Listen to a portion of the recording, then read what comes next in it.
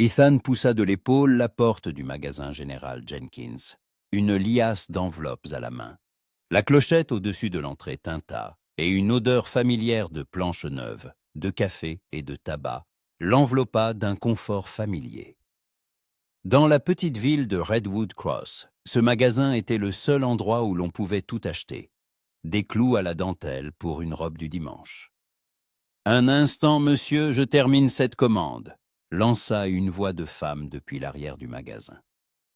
Ethan s'adossa au comptoir, posant les enveloppes à côté de lui. Son regard parcourut les étagères chargées de conserves, les sacs de farine et les outils soigneusement suspendus. L'ordre régnait toujours ici. Le vieux Jenkins tenait son établissement avec rigueur. Mais depuis que sa fille, Emily, était revenue de Saint-Louis un an plus tôt, le magasin était devenu encore plus exemplaire. On disait qu'elle y avait étudié dans une école pour jeunes filles, découvert la vie citadine, et était revenue avec des opinions bien arrêtées sur la manière dont une personne respectable devait vivre. Ethan entendit des pas et leva la tête. Elle sortit de l'arrière-boutique, vêtue d'une jupe marron foncé et d'un chemisier blanc aux manches retroussées, ses cheveux châtains rassemblés en un simple chignon sur la nuque. Pas de bijoux superflus, pas de beauté ostentatoire. Mais lorsqu'elle leva les yeux, des yeux gris, au regard direct qui semblait capable de lire en lui, Ethan sentit quelque chose vaciller en lui. « Bonjour, monsieur Coleman ?» dit-elle d'un ton neutre en s'essuyant les mains sur son tablier. « Que puis-je faire pour vous ?»« Je dois poster ce courrier, » répondit-il en poussant les enveloppes vers elle. « Et du tabac, s'il vous plaît. » Émilie prit les enveloppes, parcourut rapidement les adresses du regard et les déposa dans une caisse en bois derrière le comptoir. Ses doigts étaient agiles, habitués au travail. Ethan remarqua une tache d'encre sur son index. Elle devait s'occuper de la comptabilité de son père. « Quel tabac ? Nous en avons 3 sortes.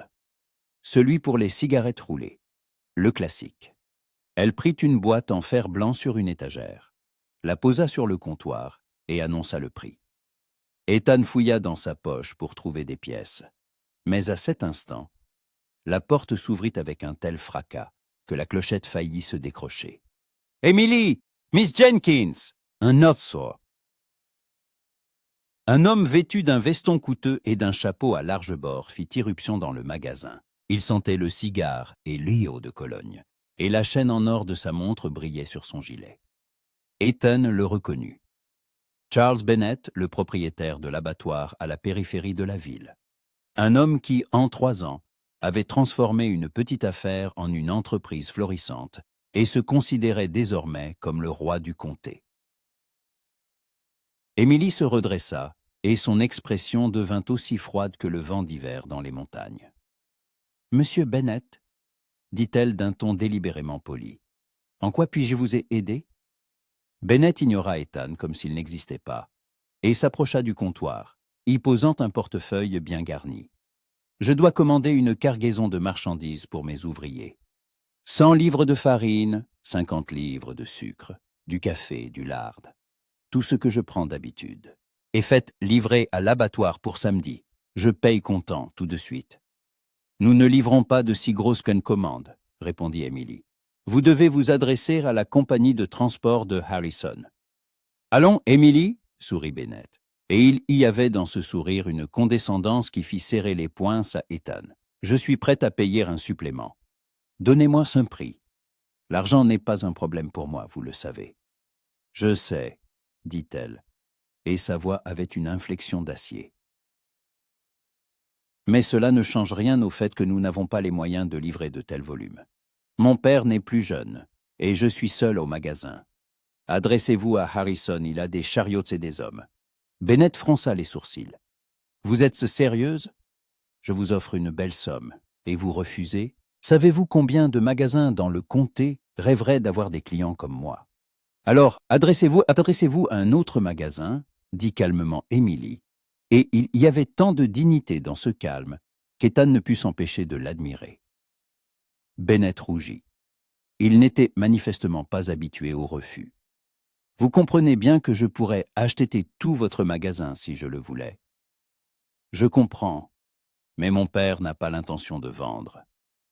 Il n'est pas question de vente, haussa le ton Bennett. Il est question de votre stupidité. Vous avez besoin d'argent, je vous en donne. Quelle différence cela fait-il, livraison ou pas? Émilie posa les mains sur le comptoir et regarda Bennett droit dans les yeux. La différence, monsieur Bennett, c'est qu'ici, nous ne trompons pas les gens avec de belles promesses pour le profit. Si j'accepte de livrer, je ne pourrai pas servir les autres clients qui viennent chaque jour et nous font confiance. Et je ne suis pas du genre à trahir cette confiance pour un portefeuille bien rempli. L'air dans le magasin sembla s'épaissir. Bennett resta bouche bée, puis se retourna brusquement et se dirigea vers la sortie. « Dietsani, ni. Vous avez tort, Emily Jenkins. Très tort, lança-t-il par-dessus son épaule. Les gens qui ont de l'argent se souviennent de ceux qui les ont respectés et de ceux qui ne l'ont pas fait. La porte claqua, la clochette tinta de nouveau, et le silence revint. Émilie expira, passa une main sur son front et ne regarda Ethan qu'à ce moment-là, comme si elle se souvenait de sa présence. « Excusez-moi, dit-elle plus bas. Vous vouliez du tabac. » Ethan posa silencieusement les pièces sur le comptoir. Deux sentiments se livraient bataille en lui. Le premier était l'admiration pour cette femme, sa droiture et son honnêteté. Le second, une sourde angoisse, car il savait que si Émilie apprenait la vérité à son sujet, elle le regarderait exactement de la même manière qu'elle venait de regarder Bennett, avec un mépris glacial. « Ne vous excusez pas, » dit-il en prenant la boîte de tabac. « Vous avez bien fait. » Elle le regarda avec une légère surprise, comme si elle ne s'attendait pas à ces mots. « Vous le pensez vraiment ? » Oui, tout le monde n'est pas prêt à refuser un homme riche, surtout quand cela peut rapporter gros. Émilie resta silencieuse, l'observant. Ethan se sentit mal à l'aise sous ce regard, comme si elle essayait vraiment de lire quelque chose sur son visage. « Vous travaillez au ranch de Thompson, n'est-ce pas ?» demanda-t-elle. « C'est exact, je m'occupe du bétail, je répare les clôtures, tout ce qu'il y a à faire. » « Et vous êtes ici depuis longtemps ? » « 3 ans. » Émilie hocha la tête, prit les pièces et les mit dans la caisse. Son visage ne portait aucune trace du mépris qu'elle avait montré à Bennett, juste une expression calme et professionnelle.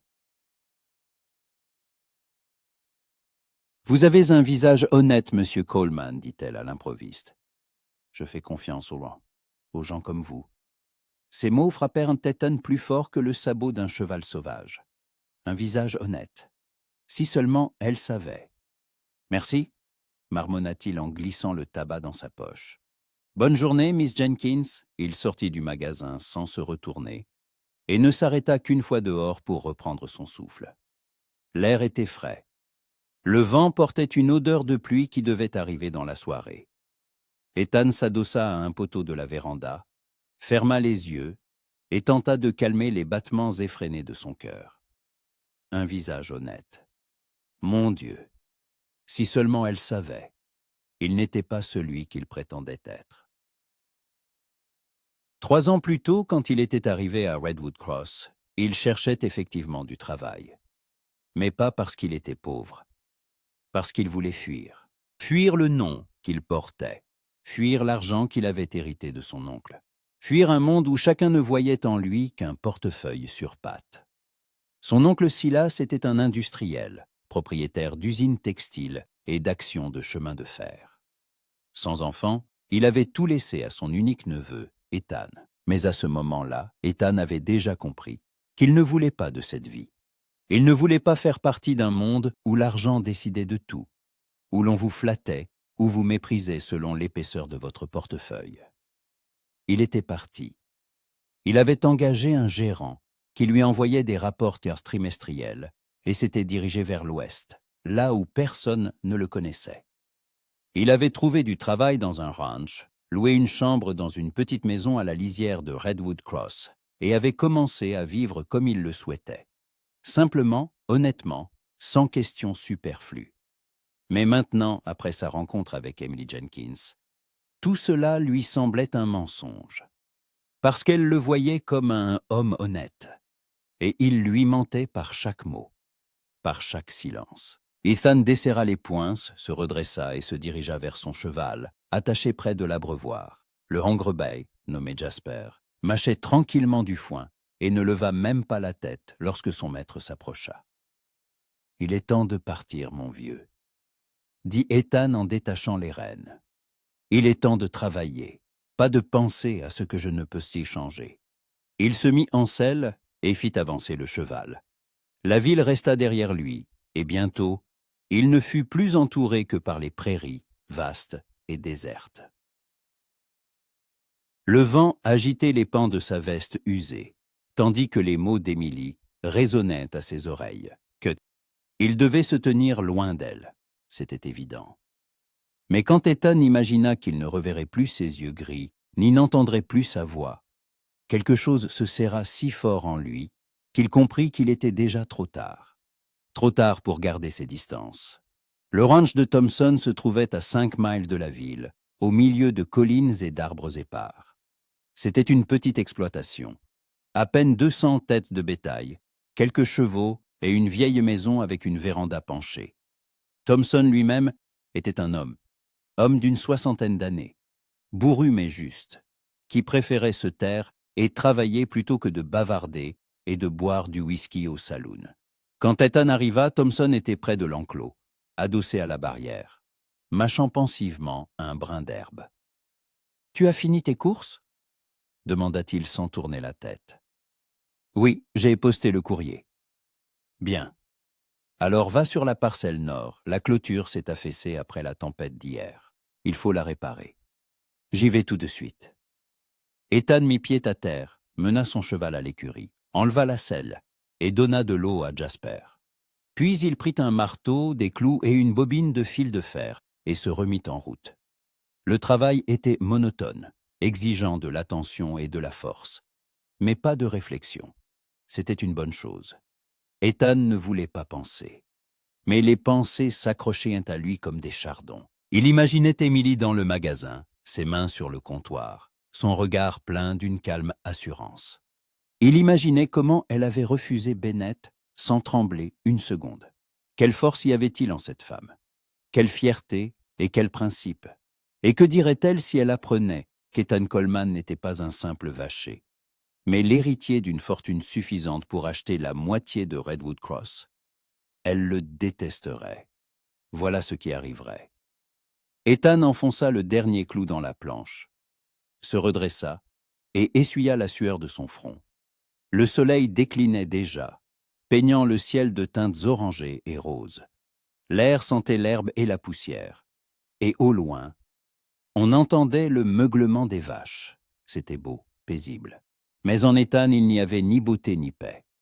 Seulement de l'angoisse et une question qui le tourmentait. Que se passerait-il si la vérité éclatait? Il retourna au ranch à la tombée de la nuit. Thompson était déjà rentré chez lui. Ethan alluma un petit feu près de la grange et s'assit sur un seau renversé, regardant les flammes danser.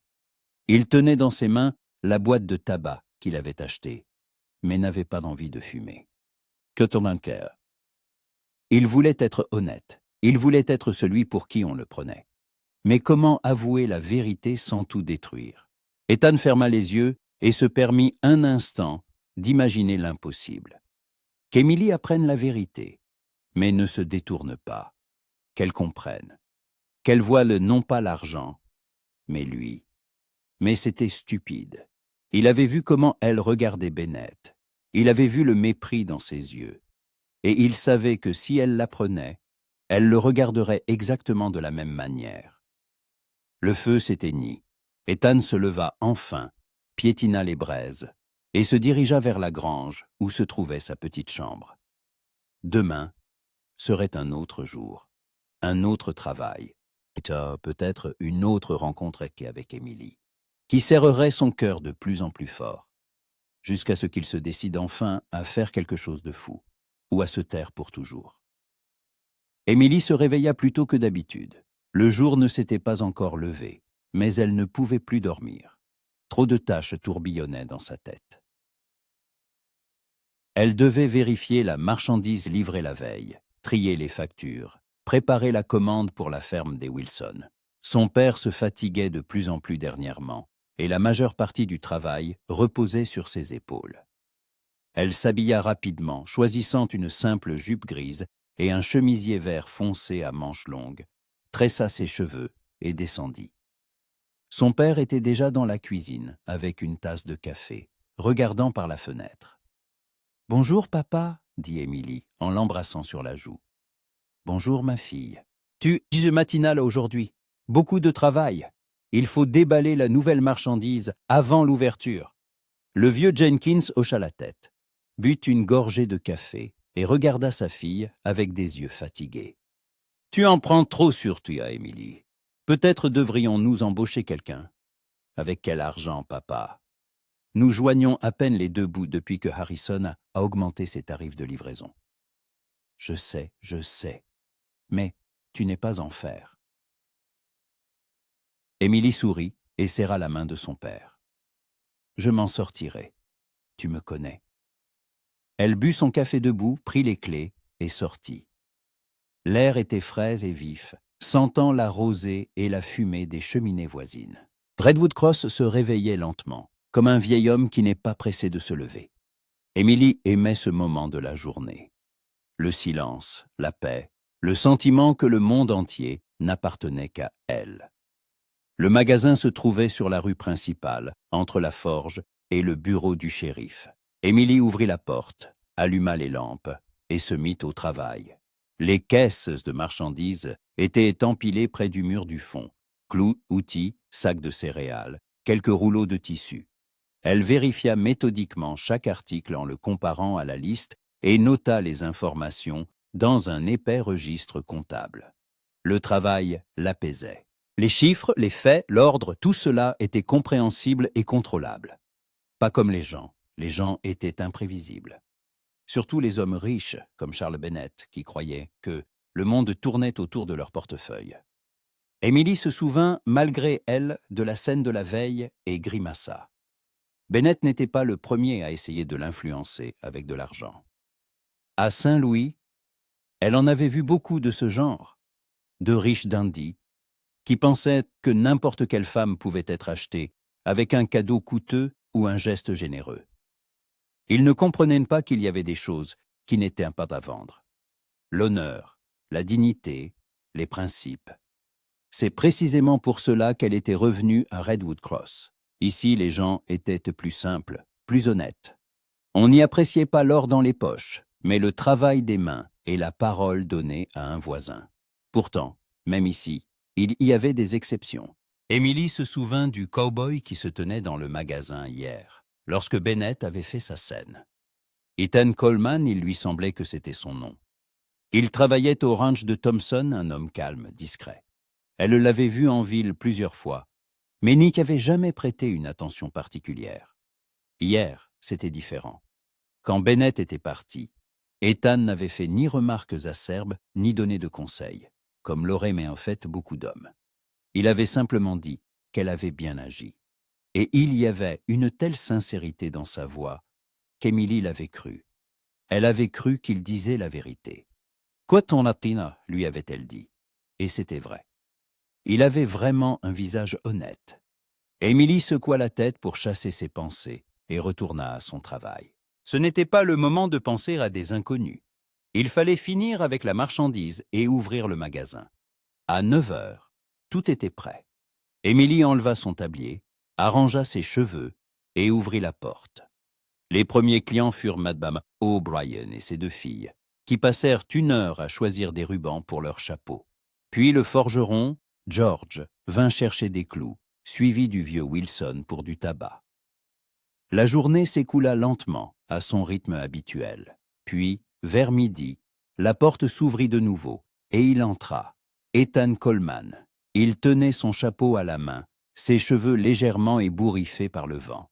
Il portait ses vêtements de travail, un jean usé, une chemise à carreaux sous un gilet, des bottes couvertes de la poussière de la route.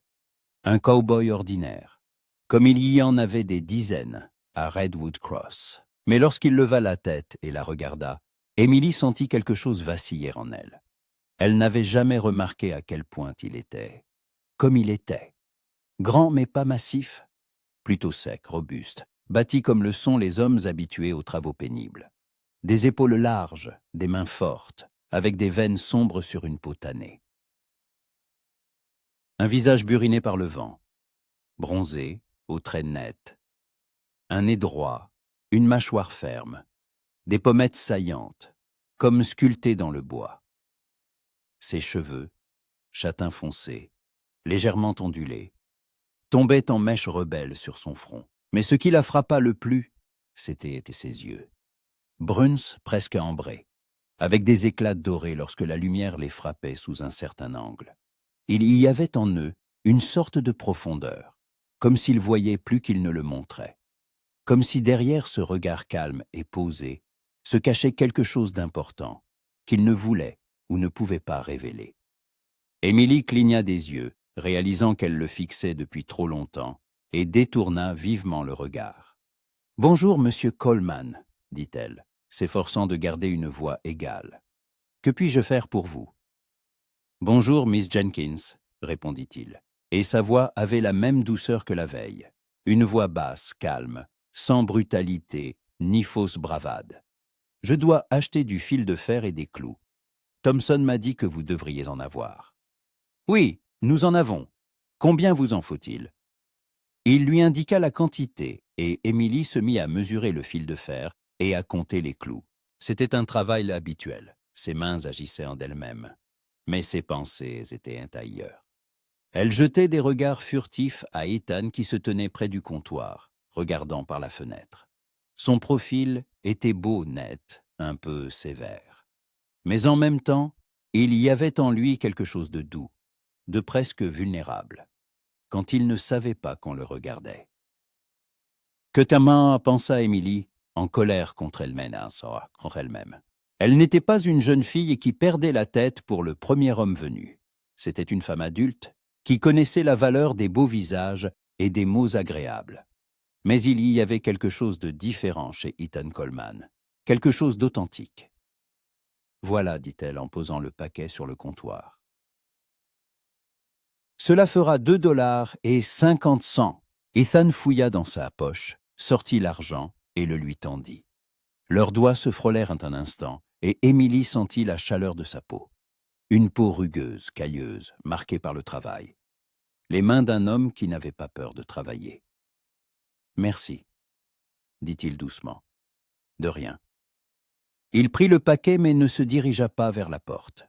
Il resta un moment, comme s'il réfléchissait à quelque chose, puis la regarda de nouveau. « Miss Jenkins, puis-je vous poser une question ?» Émilie fut surprise. « Bien sûr. Hier, vous avez dit que vous n'aimiez pas les gens qui mentent pour le profit. Mais qu'en est-il de ceux qui mentent pour d'autres raisons ?» La question était étrange, inattendue. Émilie fronça les sourcils, essayant de comprendre où il voulait en venir. « Cela dépend des raisons, » répondit-elle lentement.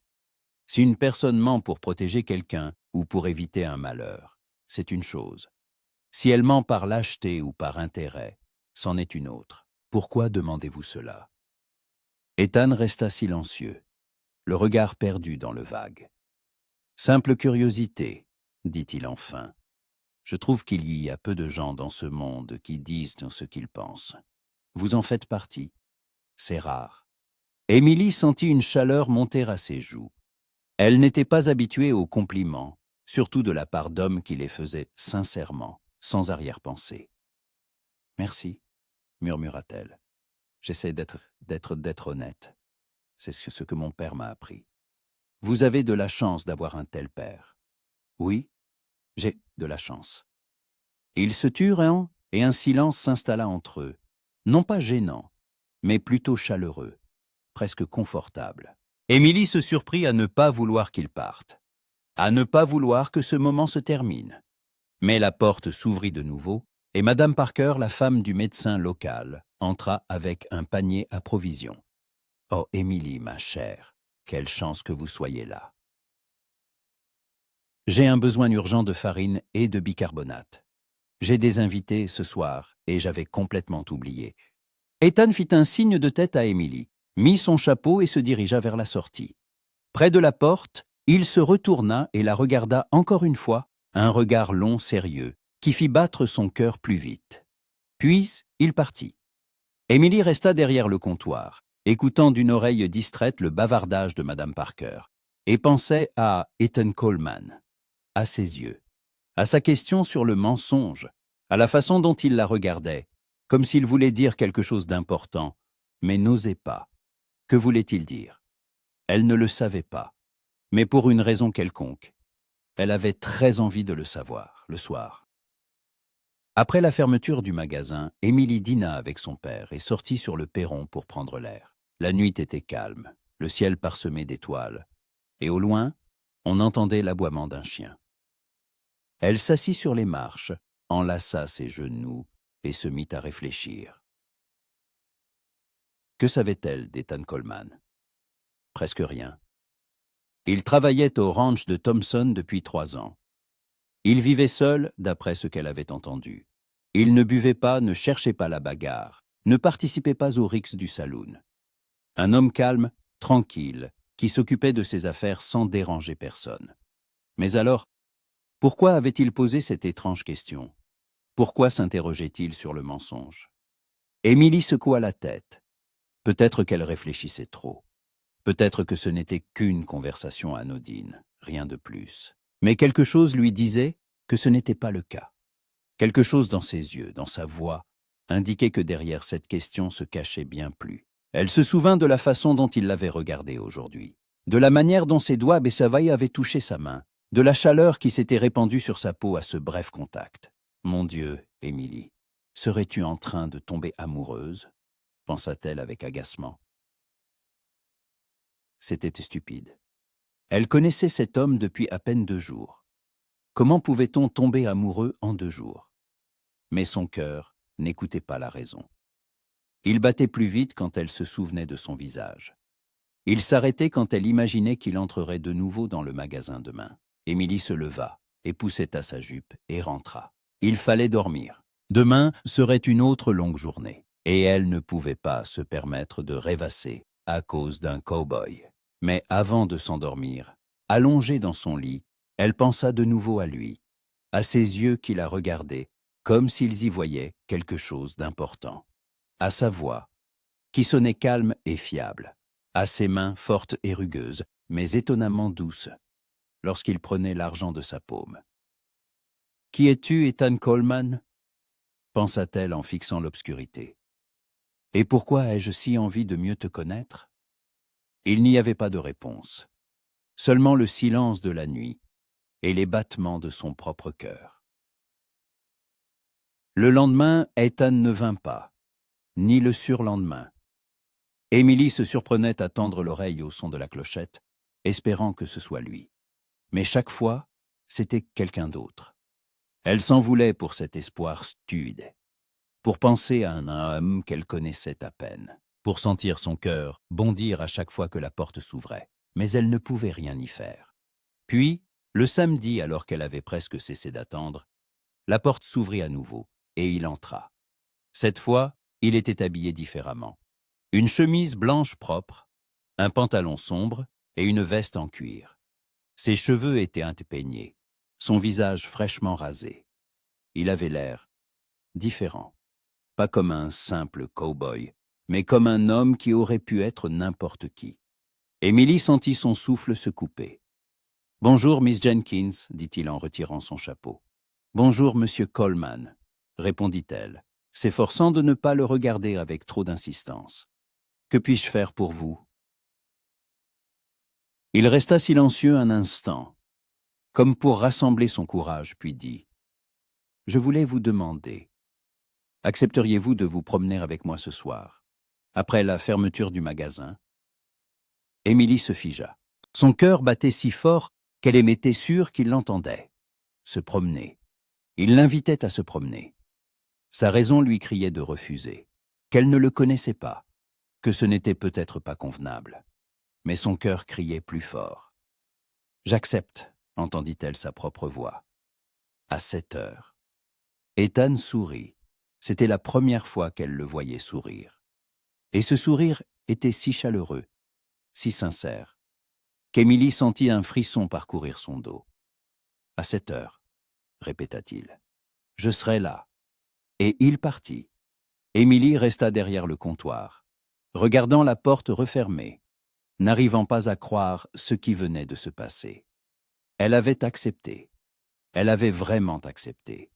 Et pour la première fois depuis longtemps, elle ne ressentait pas de peur face à l'avenir, mais autre chose. Quelque chose de chaleureux et d'effrayant à la fois. De l'espoir. Ethan retourna au ranch avec le sentiment que le monde s'était inversé. Il l'avait invitée à se promener. Emily Jenkins avait accepté. C'était de la folie, et il le savait parfaitement. Plus il se rapprochait d'elle, plus il risquait que la vérité éclate. Mais lorsqu'il se tenait dans le magasin et la regardait, tous les arguments raisonnables s'évanouissaient, ne laissant qu'un seul désir, être près d'elle. Thompson haussa un sourcil quand Ethan lui demanda de le laisser partir plus tôt le samedi. « Tu as des affaires en ville ?» demanda le vieil homme en plissant les yeux. « Personnel », répondit sèchement Ethan. Thompson grogna mais ne discuta pas. Il faisait partie de ces gens qui ne se mêlaient pas de la vie des autres sans nécessité. Les jours qui restèrent jusqu'à samedi s'étirèrent douloureusement. Ethan travaillait comme d'habitude, mais ses pensées revenaient constamment à Émilie. À la façon dont elle l'avait regardée, au son de sa voix quand elle avait dit « j'accepte », à ce qu'il lui dirait ce soir-là. Que pouvait-il bien lui raconter? La vérité, c'était c'est impossible. Mentir, il ne le voulait pas. Il ne restait qu'un entre-deux, une demi-vérité qui n'était pas un mensonge flagrant, mais qui ne dévoilait pas toutes ses cartes. Le samedi, Ethan termina son travail à 4 heures, retourna dans sa chambre dans la grange et commença à se préparer. Il se lava dans une bassine d'eau froide, se rasa, enfila une chemise propre et un pantalon qu'il gardait pour ses rares visites en ville. Il se regarda dans un petit miroir fissuré et pensa qu'il avait l'air convenable. Pas comme un homme riche, mais pas non plus comme un vagabond. À 7 heures précises, il se tenait devant le magasin des Jenkins. Le soleil était déjà couché. Le ciel se teintait d'un bleu profond, avec des lueurs orangées à l'horizon. Les lanternes de la rue principale commençaient à s'allumer, et l'air sentait la fraîcheur du soir et la fumée des cheminées. La porte du magasin s'ouvrit, et Émilie apparut sur le perron. Ethan oublia un instant de respirer. Elle portait une jupe bleu foncé et un chemisier crème avec des broderies au col.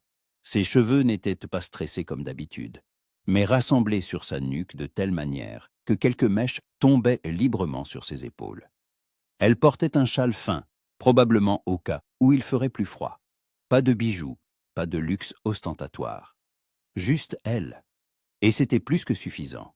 « Bonsoir, monsieur Coleman », dit-elle, et une légère nervosité perçait dans sa voix. « Bonsoir, Miss Jenkins », répondit Ethan, essayant de dissimuler sa propre agitation. « Vous êtes magnifique. » Elle rougit légèrement. « Merci. Vous aussi. Enfin, vous êtes très bien. » Ils se turent, se regardant, et Ethan réalisa soudain qu'il ne savait pas quoi faire ensuite. Il l'avait invité à se promener, mais n'avait pas pensé à un itinéraire. Où aller? De quoi parler? « Peut-être pourrions-nous nous promener jusqu'à la rivière », proposa Émilie comme si elle avait deviné son embarras.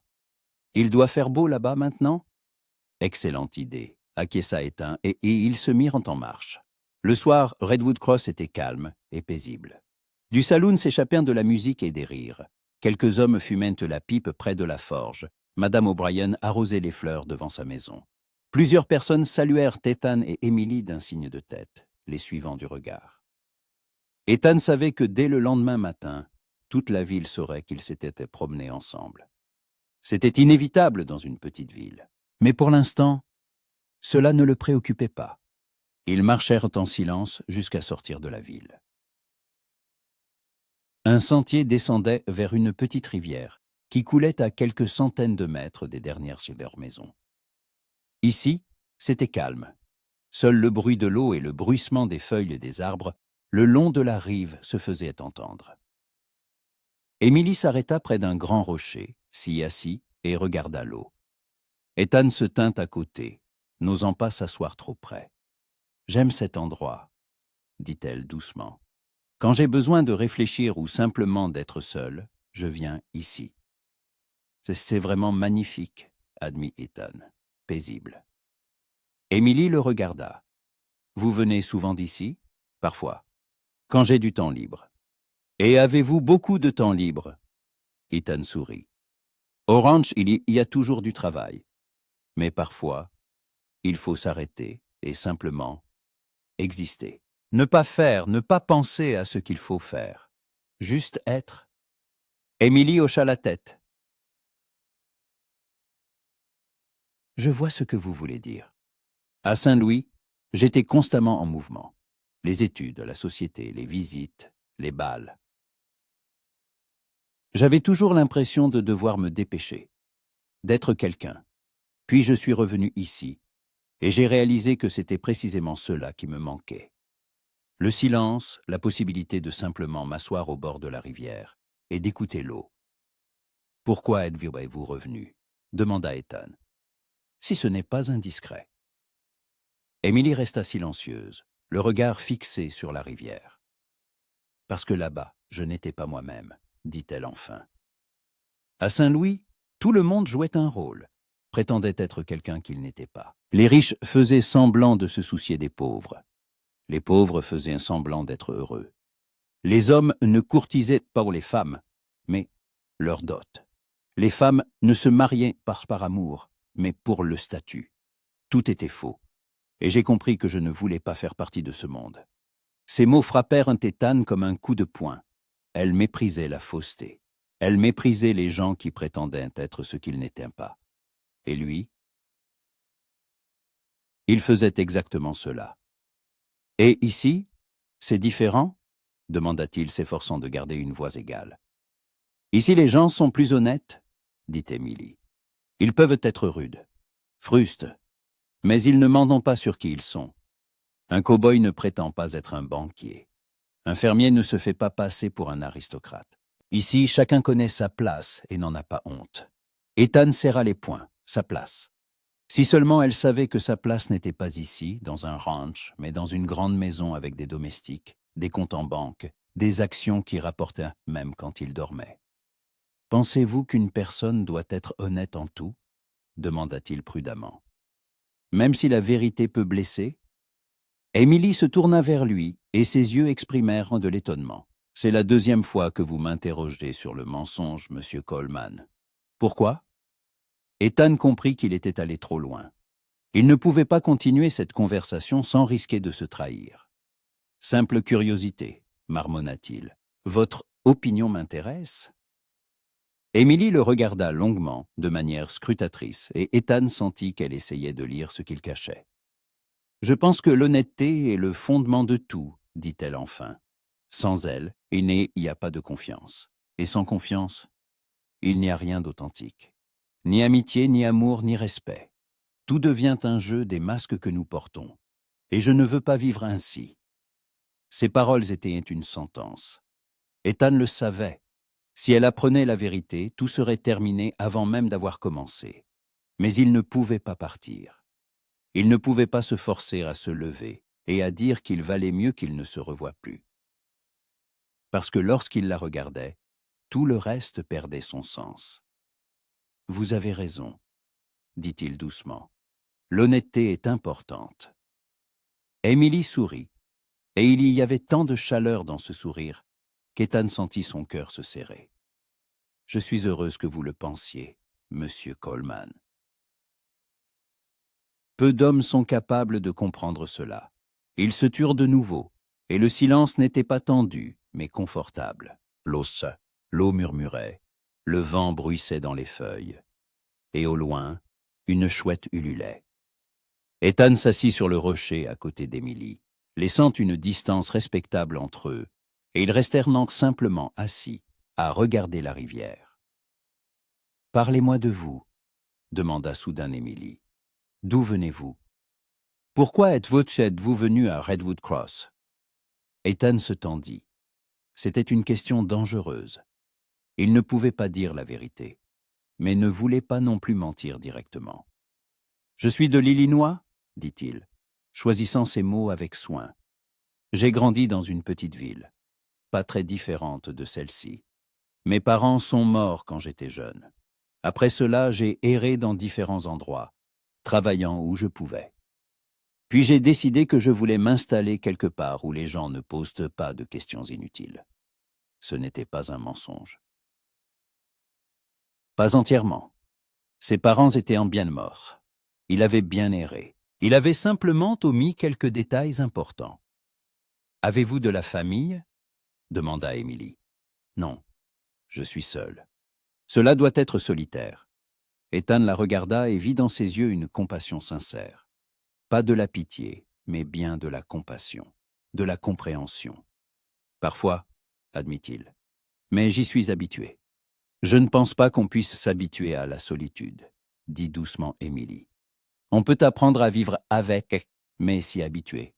Non. » Elle parlait comme si elle le savait par sa propre expérience.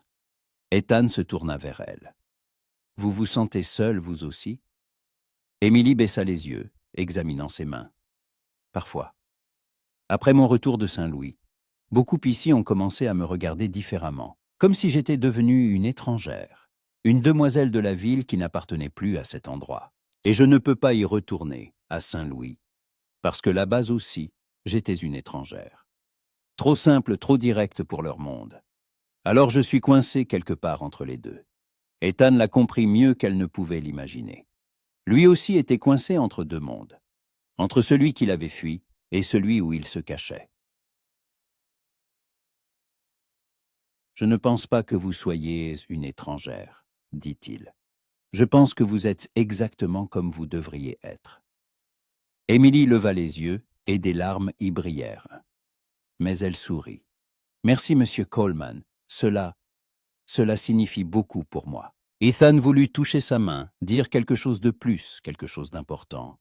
Mais à ce moment, des voix leur parvinrent.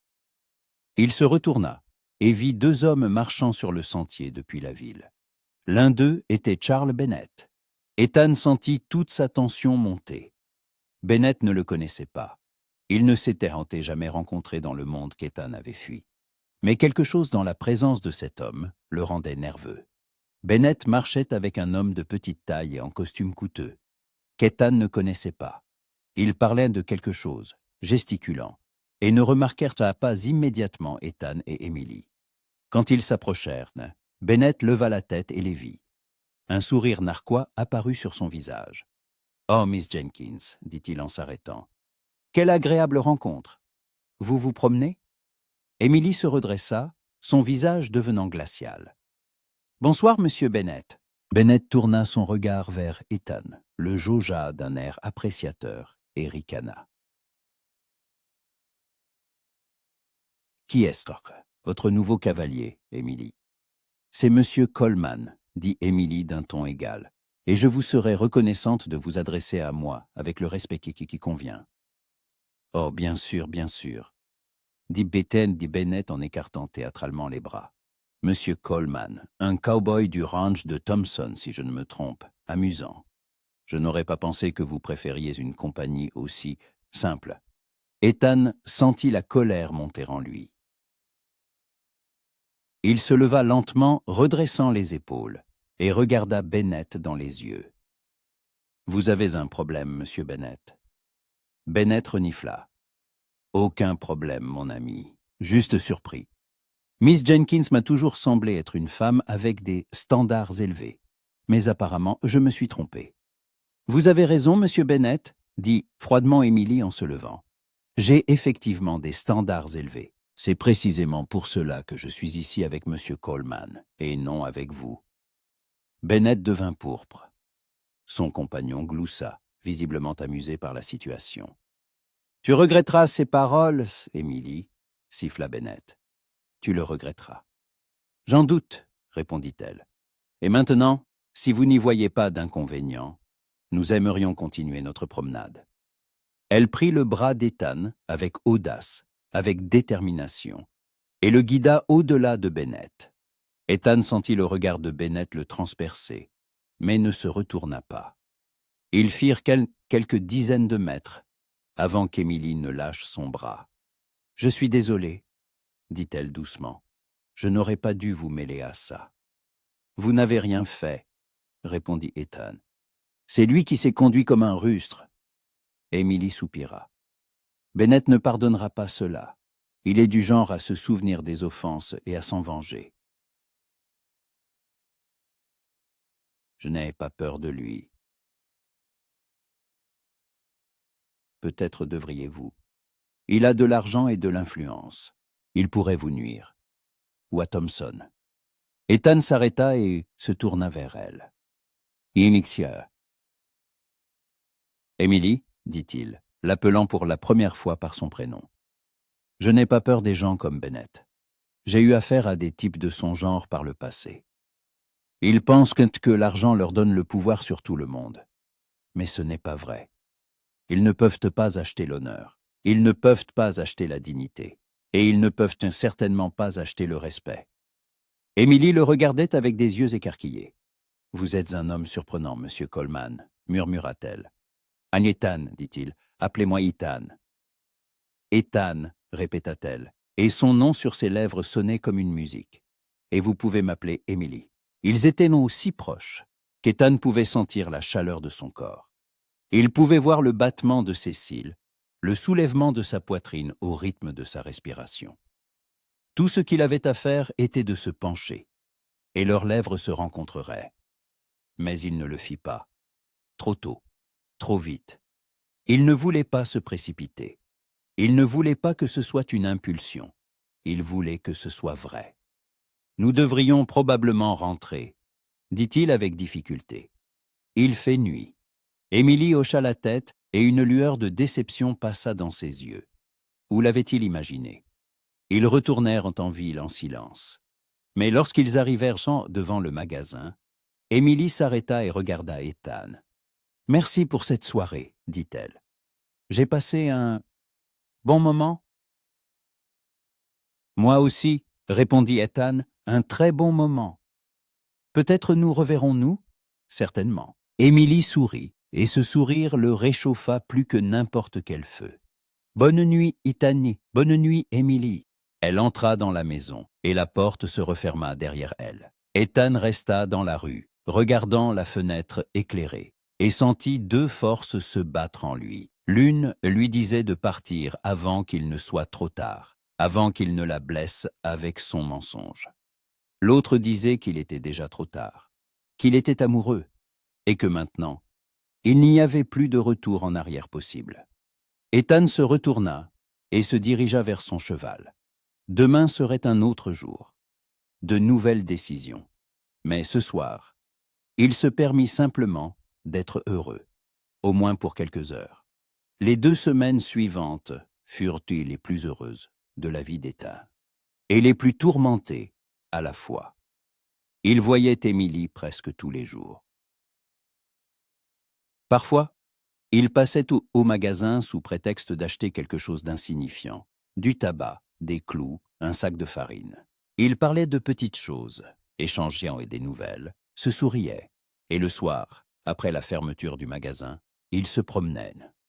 Près de la rivière, en dehors de la ville, ou simplement dans les rues de Redwood Cross, parfois en silence, parfois en discutant de tout et de rien.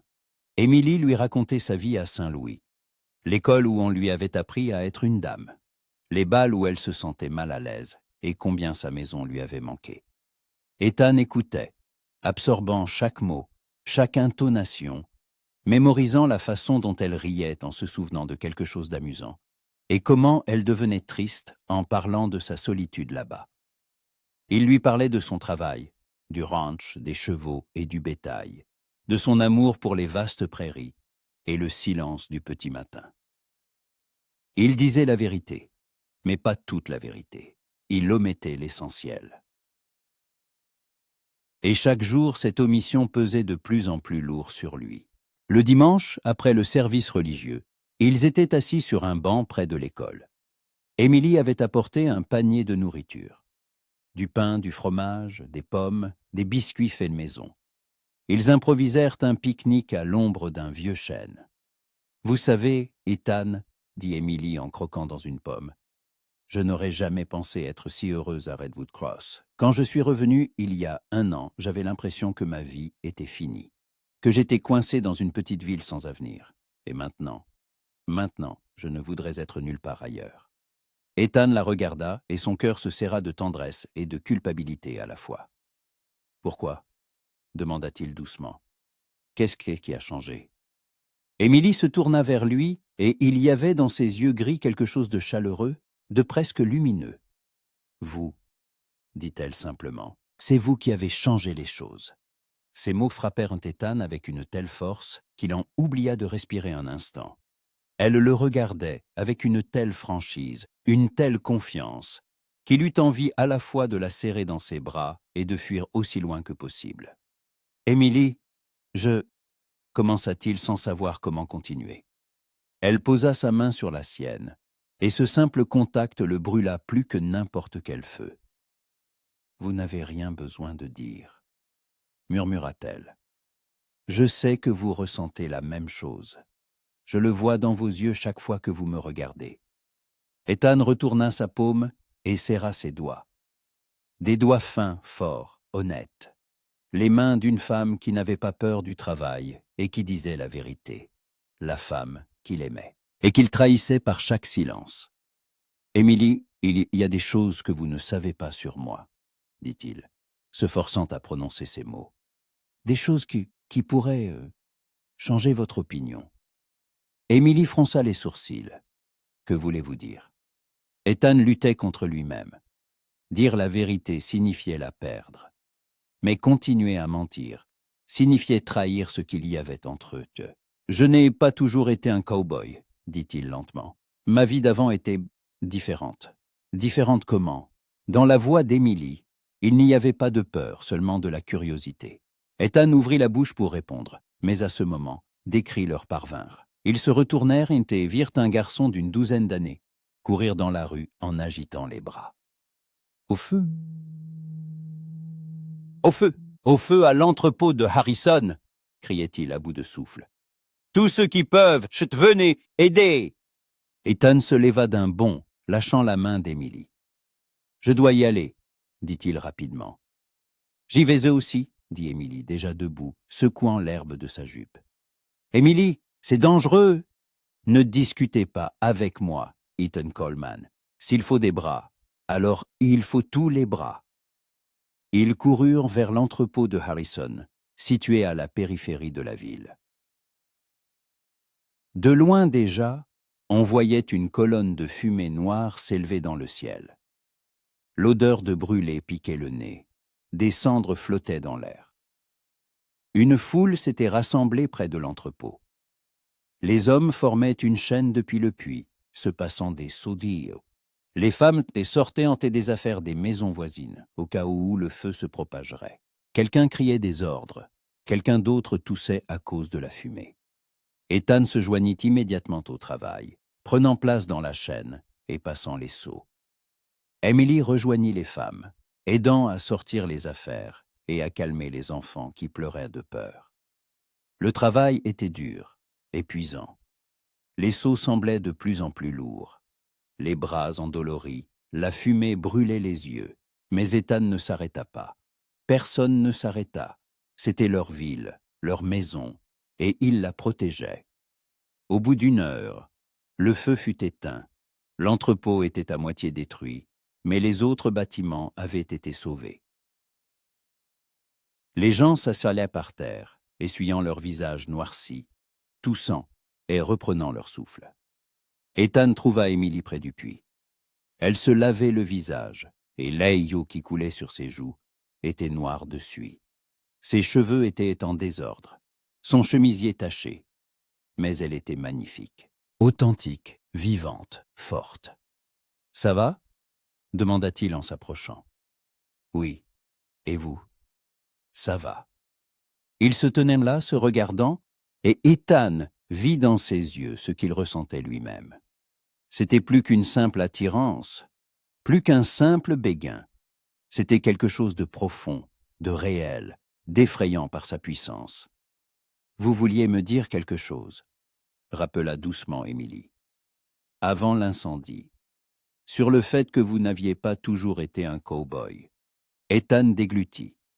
Le moment était mal choisi, mais elle attendait une réponse. C'est une longue histoire, dit-il, et pas des plus simples. Je suis prête à y écouter. Ethan regarda autour de lui. Les gens se dispersaient, retournant chez eux. Le soleil déclinait déjà.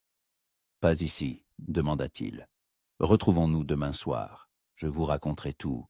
Promis. » Émilie étudia son visage, essayant d'y lire quelque chose. Puis elle hocha la tête. « D'accord, demain soir. » Ils se séparèrent et Ethan retourna au ranch, le cœur lourd. Il avait fait une promesse. Demain, il lui dirait la vérité. Et il la perdrait, mais il n'avait pas le choix. Continuer à mentir à la femme qu'il aimait était insupportable. Le lendemain, Ethan travailla comme dans un brouillard. Ses mains exécutaient les gestes habituels, mais ses pensées étaient ailleurs. Il préparait les mots qu'il dirait à Émilie. Il essayait d'imaginer sa réaction. Et chaque fois qu'il imaginait le mépris dans ses yeux, tout se contractait en lui. Le soir venu, il était prêt au pire. Ils se retrouvèrent près de la rivière, au même endroit que lors de leur première promenade. Émilie était arrivée en avance et était assise sur le rocher, regardant l'eau. Quand elle vit Ethan, elle sourit, mais une anxiété se lisait dans son sourire. « Bonsoir, dit-elle. « Bonsoir, Émilie. » Ethan s'assit à côté d'elle, laissant un petit espace entre eux. Il resta silencieux, rassemblant son courage. Émilie attendait, sans le presser. « Je vous ai dit que j'étais né dans l'Illinois, » commença-t-il enfin. « C'est vrai. Mais je n'ai pas dit que j'avais un oncle. Silas Coleman. C'était un homme riche, très riche. Il possédait des usines textiles, des actions de chemin de fer, des parts dans plusieurs banques. » Émilie écoutait en silence. « Quand il est mort il y a 3 ans, il m'a tout laissé. Je suis devenu son héritier. Un millionnaire. » Le mot resta suspendu dans l'air, lourd comme une pierre. Émilie se figea. « Un millionnaire, » répéta-t-elle doucement. « Oui. Et vous, vous avez caché ça tout ce temps ?»« Oui. » Émilie se leva, s'éloignant de lui. Son visage avait pâli. « Pourquoi ?» Ethan se leva aussi, cherchant les mots justes. « Parce que je ne voulais pas être cet homme. Je ne voulais pas vivre dans un monde où les gens ne voient en vous que de l'argent, où l'on vous flatte ou vous méprise selon l'épaisseur de votre portefeuille. Je voulais juste être Ethan, un homme apprécié pour ce qu'il est, pas pour ce qu'il a en banque. Mais vous m'avez menti. » La voix d'Émilie tremblait. « Tout ce temps, vous avez prétendu être quelqu'un d'autre. » « Non. » Ethan fit un pas vers elle. « Je n'ai pas fait semblant. Tout ce que je vous ai montré était vrai. Mon travail au ranch était vrai. Mes paroles sont vraies. Mes sentiments pour vous sont la chose la plus vraie de toute ma vie. » Émilie secoua la tête, et des larmes brillèrent dans ses doigts, dans ses yeux. « Vous saviez ce que je pense des riches. Vous saviez que je les méprise. Et pourtant, vous n'avez rien dit. J'avais peur, » admit Ethan. « Peur de vous perdre. Et maintenant, vous pensez qu'un aveu va tout arranger. Non. Mais je ne peux plus vous mentir. Je ne peux plus faire semblant alors qu'entre nous, alors que je vous aime. » Les mots lui échappèrent. Ethan réalisa qu'il les prononçait à voix haute pour la première fois. Émilie se figia, le regardant avec des yeux écarquillés. « Qu'avez-vous dit ? » ?»« Je vous aime, Émilie. Je vous aime depuis le jour où je vous ai vu refuser Bennett. Quand j'ai vu votre force, votre honnêteté, votre fierté, je suis tombé amoureux de ce que vous êtes. Et c'est précisément pour cela que je ne pouvais plus cacher la vérité. » Émilie resta immobile, des larmes coulant sur ses joues. Ethan voulut s'approcher d'elle, la prendre dans ses bras, la consoler, mais il n'osa pas. Il voyait la douleur dans ses yeux et savait qu'il en était la cause. « J'ai besoin de réfléchir, » murmura-t-elle enfin. « J'ai besoin de temps. Je comprends. Ne venez pas au magasin. Ne me cherchez pas, s'il vous plaît. » Chaque mot frappait Ethan comme un coup de fouet, mais il hocha la tête. « Comme vous voudrez. » Emily se retourna et s'éloigna sans un regard en arrière. Ethan resta près de la rivière, la suivant des yeux, et sentit quelque chose mourir en lui. Il avait fait ce qu'il devait faire. Il avait dit la vérité, et il avait tout perdu. Les jours suivants furent un enfer. Ethan travaillait de l'aube au crépuscule, essayant de s'oublier dans le travail. Mais ses pensées revenaient sans cesse à Emily. Il l'imaginait dans le magasin, occupé, s'efforçant de ne pas penser à lui. Il l'imaginait pleurant la nuit ou, au contraire, le haïssant. Thompson remarqua le changement, et un soir, alors qu'ils étaient assis près du feu, il demanda « Qu'est-ce qui ne va pas, gamin? Tu as l'air d'un fantôme. » Ethan ne répondit pas tout de suite. Puis il soupira. « Une femme !» Thompson grogna. « Je m'en doutais. » Miss Jenkins, oui. Que s'est-il passé? Je lui ai dit la vérité sur moi. Elle ne m'a pas pardonné. Thompson resta silencieux, mâchant un brin d'herbe. Et quelle est-ce, cette vérité? Ethan regarda le vieil homme. Thompson était un homme bon, honnête. Peut-être qu'il comprendrait. Je ne suis pas celui que je prétendais être. Je suis riche, très riche. J'ai hérité d'une fortune de mon oncle. Mais je ne voulais pas de cette vie. Je me suis enfui. Et j'ai caché ça à tout le monde. Thompson n'eut pas l'air surpris. Je savais qu'il y avait quelque chose de différent chez toi, dit-il calmement. Tu es trop instruit pour un simple cow-boy. Tu parles trop bien, tu sais trop de choses. Mais je n'ai pas posé de questions. Chacun a droit à ses secrets. Emily ne le voit pas comme ça. Emily Jenkins est une bonne fille, honnête, directe. Mais elle a ses propres blessures. On dit qu'on l'a trompée à Saint-Louis. Un dandy l'a courtisée pour ses relations, et quand il a compris qu'elle était pauvre, il l'a abandonnée. Depuis, elle ne fait plus confiance aux riches. Ethan ferma les yeux. Il ne le savait pas. Emily ne lui avait pas raconté ce qui s'était passé à Saint-Louis. Mais maintenant, beaucoup de choses devenaient plus claires. « Que dois-je faire ?» demanda-t-il. « Attendre », répondit Thompson. « Laisse-lui du temps. Si elle t'aime vraiment, elle comprendra. Sinon, eh bien, ce n'était pas écrit. » Ethan hocha la tête. Mais il n'y avait aucun espoir en lui. Il avait vu le regard d'Emily quand elle était partie. Il avait vu la douleur et la déception. Ce n'était pas quelque chose que le temps pouvait guérir. C'était une blessure qu'il avait lui-même infligée. Et il ne savait pas si elle pouvait être soignée. Une semaine passa, puis une autre. Ethan tint parole. Il n'alla pas au magasin, ne chercha pas à la voir. Mais chaque jour, il espérait la croiser. Qu'elle vienne à lui, qu'elle lui donne une chance de s'expliquer. Mais elle ne vint pas. Et Ethan commença à comprendre qu'il l'avait perdue pour toujours. Emily ne pleurait pas. Du moins, elle essayait de ne pas pleurer devant son père. Le jour, elle travaillait au magasin comme d'habitude. Elle servait les clients, tenait les comptes, réceptionnait la marchandise. Elle souriait quand il le fallait. Elle parlait quand il le fallait. Elle faisait semblant que tout allait bien. Mais la nuit, allongée dans son lit, elle laissait les larmes couler, silencieusement, sans un bruit, pour que son père ne l'entende pas. Et chaque nuit, elle se posait la même question.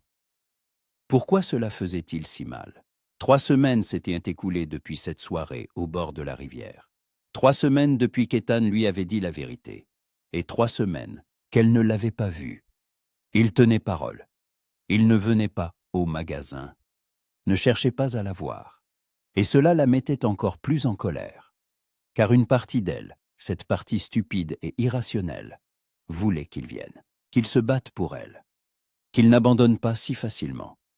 Mais sa partie rationnelle, celle qui se souvenait de la tromperie, lui disait que c'était juste, qu'il n'avait rien à défendre, puisqu'il avait tout détruit lui-même. Emily était derrière le comptoir, comptant machinalement des pièces après une vente, quand la porte s'ouvrit et que Martha Wilson, la femme du fermier avec qui Emily était amie depuis l'enfance, entra. « Bonjour, Emily », salua Martha, et sa voix était prudente, comme si elle craignait de dire quelque chose de déplacé. « Bonjour, Martha. Que te faut-il ?»« De la farine et du sel. Mais, Émilie, Martha hésita en s'approchant. Je voulais te demander, est-ce que ça va? Tout le monde en ville dit, dis quoi? Demanda sèchement Émilie, bien qu'elle sût parfaitement de quoi il s'agissait. Eh bien, que tu ne vois plus ce cow-boy, Ethan Coleman, et que tu as l'air malheureuse.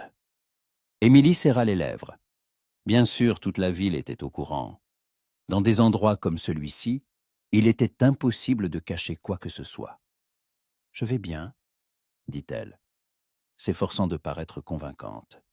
Je suis juste fatiguée par le travail. Martha ne la crut pas.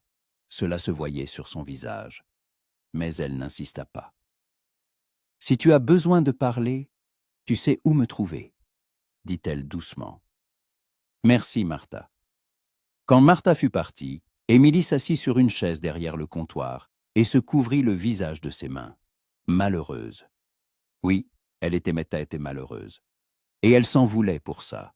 Elle s'en voulait de ne pas pouvoir simplement oublier Ethan et reprendre sa vie d'avant. Mais comment oublier l'homme qui vous a fait sentir vivante? Qui vous regardait comme si vous étiez la créature la plus importante au monde? Qui disait qu'il vous aimait? Et vous croyez chaque mot? Émilie se souvint de cette soirée au bord de la rivière. Du visage d'Ethan lorsqu'il avouait. Il y avait de la douleur dans ses yeux, de la peur, mais aussi de l'honnêteté. Il n'avait pas essayé de se justifier. Il n'avait pas essayé de rejeter la faute sur les circonstances. Il avait simplement dit la vérité et en avait accepté les conséquences. Et elle s'était enfuie, parce qu'elle ne savait pas quoi faire d'autre, parce qu'elle se sentait trahie, trompée. Comme à l'époque, à Saint-Louis, quand James Wellington l'avait courtisée pendant des mois, lui avait dit de belles paroles. Puis, apprenant qu'elle n'était pas une riche héritière, mais la fille d'un simple commerçant, avait disparu de sa vie sans explication. Elle s'était jurée alors de ne plus jamais laisser les riches jouer avec ses sentiments. Elle s'était jurée d'être prudente, méfiante, protégée. Et voilà qu'arrivait Ethan Coleman, un simple cow-boy qui s'avérait être un millionnaire. Qui le cachait? Qui lui avait menti? Non, pas menti directement, mais qui n'avait pas dit la vérité. Et elle se retrouvait de nouveau dans la même situation. Seulement, était-ce vraiment la même chose? James l'avait quittée quand il avait appris qu'elle était pauvre. Et Ethan avait fui la richesse. Il avait renoncé à sa vie, à son argent, à tout ce qu'il possédait, pour vivre simplement et honnêtement. Il ne cherchait pas de profit. Il n'essayait pas de l'utiliser. Il voulait juste être lui-même. Et il l'aimait. Pas pour son argent, pas pour ses relations, pas pour son statut. Juste pour ce qu'elle était.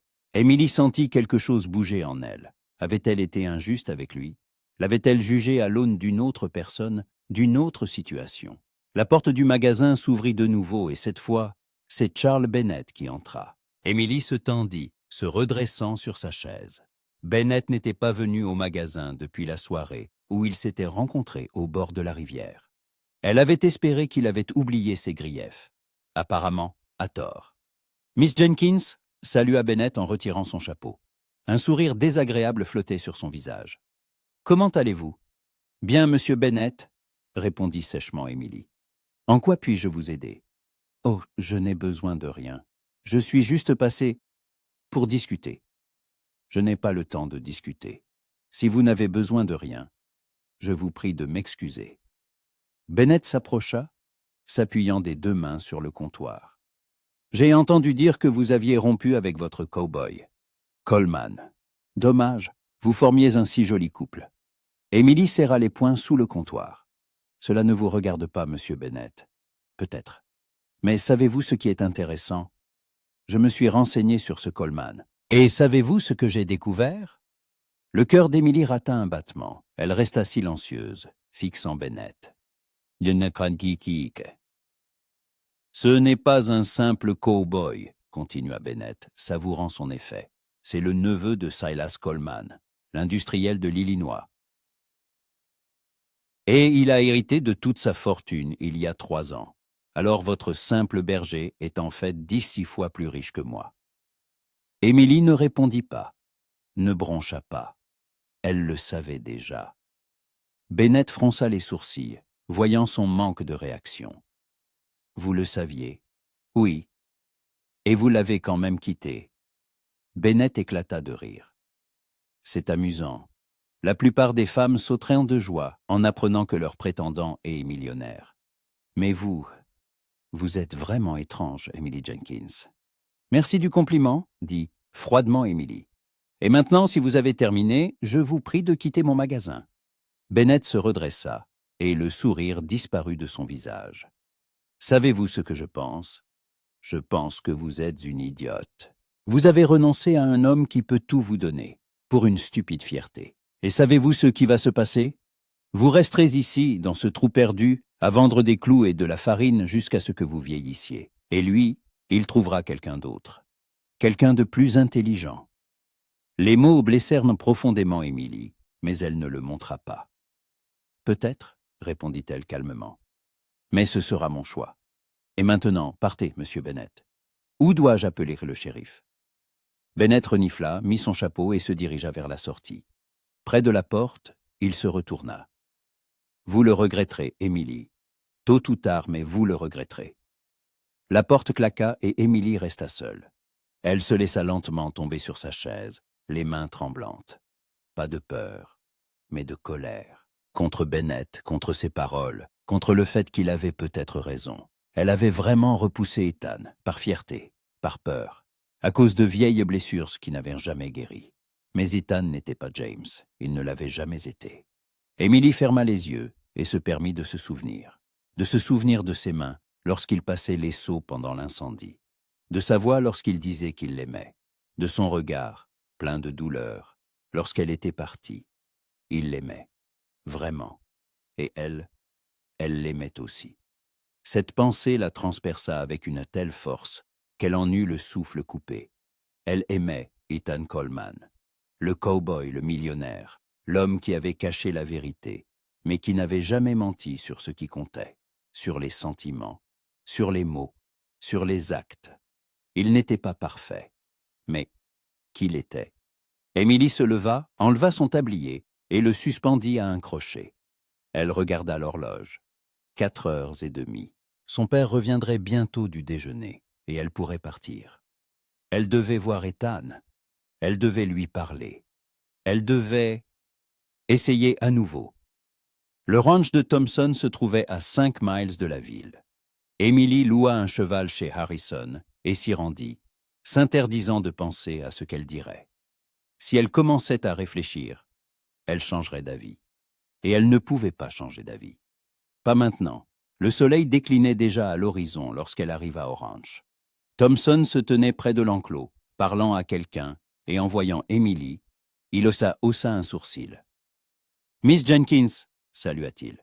« Je ne m'attendais pas à vous voir ici. »« Bonsoir, monsieur Thompson. » Émilie mit pied à terre et attacha son cheval à un poteau. « Je cherche Ethan Coleman. Est-il là ?» Thompson resta silencieux, étudiant son visage. « Non, il est parti ce matin. » Le cœur d'Émilie se serra. « Parti. Où ça? » Il n'a pas dit. Il a juste demandé à être libéré pour quelques jours. Peut-être en ville, peut-être ailleurs. Il n'était pas au mieux de sa forme ces dernières semaines. Émilie baissa les yeux, à cause d'elle. Il était malheureux à cause d'elle. Quand reviendra-t-il? Je ne sais pas. Peut-être demain, peut-être dans une semaine. Émilie hocha la tête, essayant de cacher sa déception. « Merci, monsieur Thompson. » Elle détacha son cheval et s'apprêtait à partir quand Thompson l'appela. « Miss Jenkins, attendez. » Émilie se retourna. Thompson s'approcha et son vieux visage buriné exprimait une sorte de compassion. « Je ne sais pas ce qui s'est passé entre vous, » dit-il. « Mais je connais Ethan depuis 3 ans. Et je ne l'ai jamais vu aussi heureux que pendant les semaines où vous étiez ensemble. Et puis il est devenu comme une ombre. Il travaille, il mange, il dort, mais il ne vit pas. Vous comprenez ce que je veux dire? » Émilie hocha la tête, sentant une boule se former dans sa gorge. Si vous êtes venu jusqu'ici, c'est que quelque chose a changé, continua Thompson. Alors ne perdez pas de temps. Quand il reviendra, dites-lui ce que vous avez à lui dire. La vie est trop courte, est trop courte pour la fierté et les rancunes. « Merci, » murmura Emily. « Merci beaucoup. » Elle retourna en ville et tout le long du chemin, elle pensa aux paroles de Thompson, au fait qu'Ethan était malheureux, au fait que la vie était trop courte. Quand elle rentra chez elle, son père mettait déjà la table pour le dîner. « Où étais-tu, ma fille ?» demanda-t-il. Je m'inquiétais. Emily s'assit en face de lui et le regarda dans les yeux. « Papa, j'ai fait une erreur. » Le vieux Jenkins haussa un sourcil. « Laquelle ? Avec Ethan. Je l'ai repoussé quand il m'a dit la vérité. Et maintenant je ne sais pas si je pourrais tout arranger. » Son père resta silencieux, versant le thé. « Et tu veux arranger les choses ?»« Oui, plus que tout. » « Alors tu y arriveras. S'il t'aime vraiment, il te pardonnera. Et sinon, alors ce n'était pas le bon. » Émilie sourit à travers ses larmes. « Tu sais toujours quoi dire. Je suis ton père. C'est mon travail. » Ils dînèrent, et pour la première fois depuis des semaines, Émilie ressentit quelque chose qui ressemblait à de la paix. Elle ne savait pas quand elle reverrait Ethan. Elle ne savait pas ce qu'elle lui dirait. Mais elle savait une chose. Elle attendrait. Et quand il reviendrait, elle lui dirait la vérité, sa vérité, qu'elle l'aimait et qu'elle était prête à essayer à nouveau. Ethan revint au ranch 3 jours plus tard. Il était allé à Crescent Valley, une ville à 2 jours de route de Redwood Cross, pour rencontrer son gérant et discuter affaires. Auparavant, il correspondait par courrier. Mais cette fois, Ethan avait décidé qu'une rencontre personnelle était nécessaire. Il devait prendre une décision. Continuer à se cacher ou retourner à sa vie d'avant. Mais assis dans le luxueux bureau de son gérant, écoutant les rapports sur les profits et les pertes, les nouveaux investissements et les transactions, il comprit qu'il ne pouvait pas. Il ne pouvait pas retourner dans ce monde. Même en ayant perdu Emily, il ne pouvait pas renoncer à ce qu'il était devenu ici, dans l'Ouest. Il revint avec une décision ferme. Rester. Continuer à travailler au ranch, mener une vie simple. Et la douleur finirait par s'apaiser. Elle devait s'apaiser. Quand il arriva au ranch, Thompson l'accueillit avec une expression inhabituelle. « Nicky, tu es de retour, » dit le vieil homme. « De retour. J'ai des nouvelles pour toi. » Ethan mit pied à terre, regardant Thompson avec méfiance. « Qui ? Lesquelles ? Miss Jenkins est venue. Elle te cherchait. » Le cœur d'Ethan se mit à battre plus vite. « Quand ? » ?»« Il y a 3 jours. Le jour même où tu es parti. »« Que voulait-elle ?» Thompson haussa les épaules. Elle n'a pas dit. Mais elle avait l'air déterminée. Comme quelqu'un qui a pris une décision importante. Ethan resta là, incapable de bouger. Emily l'avait cherché. Après 3 semaines de silence, elle était venue ici. Pourquoi ? Tu devrais aller la voir, dit Thompson, savoir ce qu'elle voulait. Ethan hocha la tête. La raison lui disait d'être prudent, de ne pas trop espérer. Mais son cœur galopait déjà, n'écoutant plus la raison. « J'irai demain, dit-il, le matin. » Thompson sourit. « Pourquoi pas maintenant ? Parce que... » Ethan hésita. « Parce que j'ai peur. C'est justement pour ça que tu dois y aller maintenant. La peur est ce mauvaise conseillère. » Ethan regarda le ciel du couchant. Il y avait 1 heure de route jusqu'à la ville. S'il partait maintenant, il arriverait avant la nuit. « Tu as raison, dit-il. J'y vais maintenant. » Il monta un cheval frais et galopa en direction de Redwood Cross, s'interdisant de penser. Seulement de ressentir. L'espoir, la peur, le désir de la revoir. Quand il entra dans la ville, les rues étaient presque désertes. Le magasin des Jenkins était fermé, mais une lumière brillait aux fenêtres de la maison derrière. Ethan mit pied à terre, attacha son cheval et s'approcha de la porte. Il frappa. Quelques secondes de silence. Puis des pas. La porte s'ouvrit et elle était là, sur le seuil. Emily, dans une simple robe d'intérieur, les cheveux dénoués, la surprise dans les yeux. « Ethan » murmura-t-elle. « Salut, Emily, dit-il, la voix tremblante. Thompson m'a dit que tu me cherchais. » Elle hocha la tête, sans le quitter des yeux. « Oui, je te cherchais. » Pourquoi? Emily fit un pas en avant, et des larmes brillèrent dans ses sourcils, dans ses yeux. Parce que j'ai été une idiote. Parce que je t'ai repoussé quand tu as dit la vérité. Parce que je t'ai jugé à l'aune d'un autre homme qui m'avait blessé autrefois. Et parce que... Sa voix se brisa. Parce que je t'aime, Ethan Coleman. Je ne t'aime pas pour ton argent, ni pour ce que tu as été. Je t'aime pour ce que tu es. Maintenant, pour ton honnêteté, pour ta bonté, pour la façon dont tu me regardes. Et je veux essayer à nouveau, si tu ne m'as pas déjà oublié. Ethan ne pouvait plus respirer, ne pouvait plus penser. Tous les mots qu'il avait préparés, toutes ses peurs et ses doutes, tout avait disparu. Il ne restait qu'elle. Et ce qu'elle venait de dire.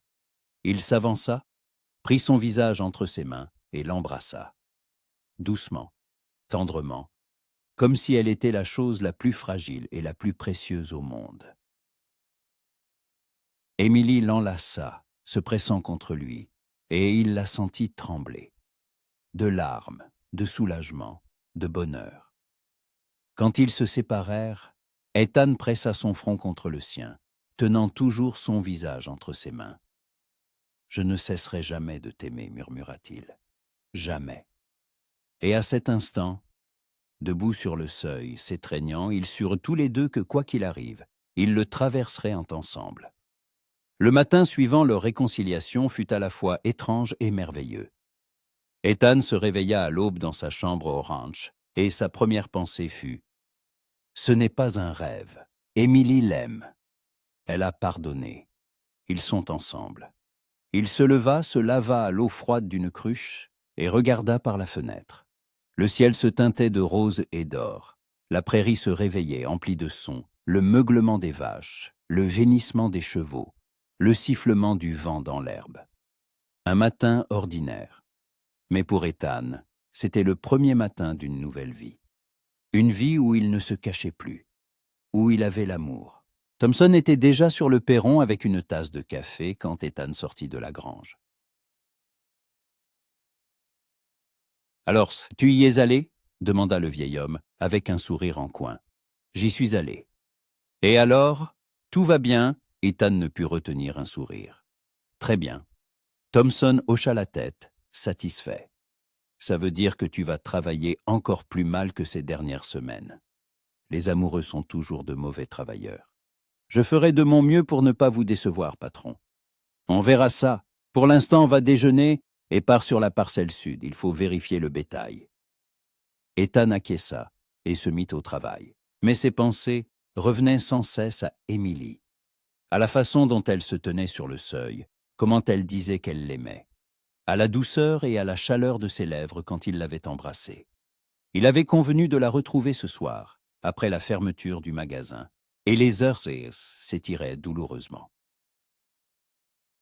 Quand le soleil commença à décliner, Ethan termina ses tâches, se prépara et se rendit en ville. Cette fois, sans peur, sans anxiété, juste avec impatience. Émilie l'attendait devant le magasin, vêtue d'une robe légère couleur ivoire à motifs floraux. Elle avait attaché une partie de ses cheveux, laissant quelques mèches tomber librement sur ses épaules. En voyant Ethan, son visage s'illumina d'un sourire qui fit battre son cœur plus vite. « Bonsoir » dit-elle en s'approchant. « Bonsoir » répondit Ethan en descendant de cheval. Il prit sa main et la porta à ses lèvres, sans se soucier des gens qui pouvaient en les voir. « Tu es magnifique. »« Vous êtes un flatteur » rit Émilie, mais ses joues rougies montraient que le compliment lui avait plu. Ils marchèrent dans la rue, main dans la main, et Ethan remarqua comment les gens les suivaient dans son du regard, chuchotaient, se faisaient des signes de tête. Demain, toute la ville saurait qu'ils étaient de nouveau ensemble, et c'était bien. Il était fatigué de se cacher. « Où veux-tu aller ?» demanda Ethan. près de la rivière, là où nous étions la première fois. Ils sortirent de la ville et suivirent le sentier familier. La soirée était calme, chaude, sentant l'herbe et les fleurs sauvages. Arrivés au rocher près de l'eau, ils s'assirent côte à côte. Émilie s'appuya contre l'épaule d'Ethan et il l'enlaça. « Je pensais à quelque chose ?» dit-elle doucement. « À quoi ?»« À ce qui va suivre. Pour nous. Pour ta situation. » Ethan se tendit. Il y avait pensé aussi, mais craignait d'aborder le sujet si tôt. « Que veux-tu dire ?» Émilie leva la tête et le regarda dans les yeux. « Tu es riche, Ethan, très riche. Tu as des maisons, des usines, des actions. Tu ne peux pas simplement renoncer à tout cela pour toujours. C'est ton héritage, ta responsabilité. »« Je ne veux pas retourner dans ce monde, » dit fermement Ethan. « Je ne veux pas vivre comme mon oncle. » Dans une course constante au profit, entouré de gens qui ne se soucient que de l'argent.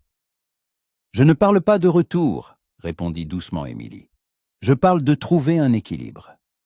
Tu peux rester ici, travailler au ranch, vivre simplement. Mais en même temps, utiliser ton argent pour faire quelque chose de bien, pour aider les gens, pour rendre ce monde meilleur. » Ethan resta silencieux, réfléchissant à ses paroles. Il n'avait jamais vu sa richesse sous cet angle. Pour lui, c'était toujours un fardeau, quelque chose à fuir. Mais Émilie avait raison. L'argent en soi n'était pas le mal. Le mal était la façon dont les gens l'utilisaient.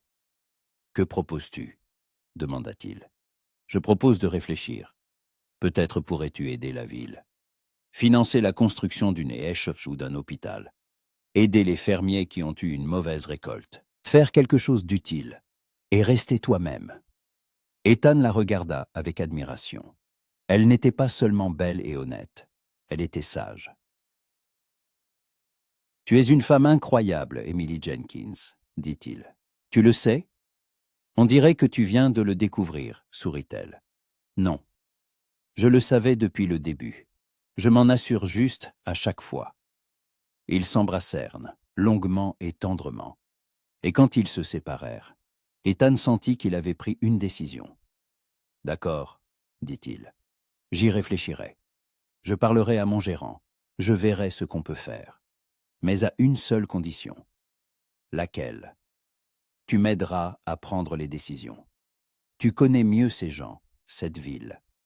Tu comprends ce dont ils ont besoin. » Émilie rit.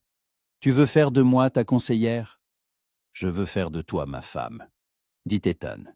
Et les mots lui échappèrent avant qu'il ait pu y réfléchir. Émilie se figea, le regardant avec des yeux écarquillés. « Qu'as-tu dit ?» Ethan comprit qu'il n'y avait plus de retour en arrière. Et il ne voulait pas revenir en arrière. « J'ai dit que je veux que tu deviennes ma femme, » répéta-t-il, prenant ses mains dans les siennes. « Je sais que c'est trop tôt. Je sais que nous venons de nous réconcilier. Mais je sais aussi que je ne veux pas passer un seul jour sans toi. Je ne veux pas me réveiller sans savoir que tu es là. Je ne veux pas construire un avenir où tu n'es pas. Alors, Emily Jenkins, veux-tu m'épouser ?» Émilie resta silencieuse si longtemps qu'Ethan commença à craindre d'être allé trop loin. Mais ensuite, elle sourit, un sourire large, lumineux, et des larmes de bonheur brillèrent dans ses yeux. « Oui, » murmura-t-elle. « Oui, Ethan, je le veux. » Il la serra si fort dans ses bras qu'elle rit, à bout de souffle. Puis il embrassa son visage, ses cheveux, ses lèvres, incapable de s'arrêter. Il était heureux, follement, incroyablement heureux. Quand ils retournèrent en ville, il faisait déjà nuit. Ethan raccompagna Émilie chez elle, et sur le seuil, elle l'embrassa de nouveau. « Quand le dirons-nous à mon père ?» demanda-t-elle. « Demain, si tu veux. » « Je veux. Il sera content. Il t'apprécie, et je l'apprécie aussi. C'est un homme honnête. »« Comme toi ?» dit Émilie en le regardant dans les yeux. « Tu es un homme honnête, Ethan. Ne laisse personne te dire le contraire. Ethan hocha la tête, incapable de parler. Ces mots signifiaient plus pour lui qu'elle ne pouvait l'imaginer. Les semaines suivantes passèrent vite. Ethan parla au vieux Jenkins, demanda la main de sa fille, et celui-ci accepta avec joie. La nouvelle des fiançailles se répandit instantanément dans la ville, et les réactions furent diverses. Certains se réjouissaient pour eux, d'autres colportaient que Emily épousait un homme riche. D'autres encore se demandaient pourquoi un millionnaire épouserait une simple vendeuse. Mais Ethan et Emily s'en moquaient. Ils connaissaient la vérité, et cela suffisait. Ethan écrivit une lettre à son gérant avec des instructions détaillées. Il décida d'allouer une partie de son capital à la construction d'une école à Redwood Cross et une autre partie à l'aide aux fermiers touchés par la sécheresse de l'été précédent. Le reste restait en gestion, générant un revenu stable qui leur permettrait de vivre confortablement, mais sans luxe.